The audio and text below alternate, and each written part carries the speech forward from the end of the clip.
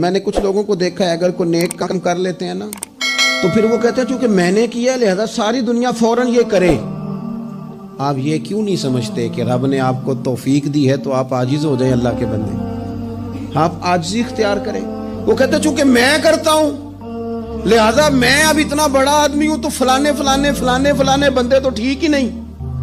حضرت سعدی شیرازی کہتے ہیں کہ تہجد کا ٹائم تھا. پرانے زمانے میں نا لوگ مسافر اکثر رات مسجدوں میں آ کے گزارتے تھے, تو کہتے ہیں مسجد میں لوگ سوئے ہوئے تھے سارے, تہجد کا ٹائم تھا, میں تہجد کی نماز پڑھ رہا تھا, میرے والد بھی ساتھ تھے. تو میں نے اپنے ابا جی سے کہا یہ دیکھو کتنے بد نصیب ہیں, نفلوں کا ٹائم ہے اور یہ سوئے ہوئے کتنے بد نصیب ہیں, میں تہجد پڑھ رہا ہوں اللہ اللہ کر رہا ہوں, یہ سوئے ہوئے ہیں.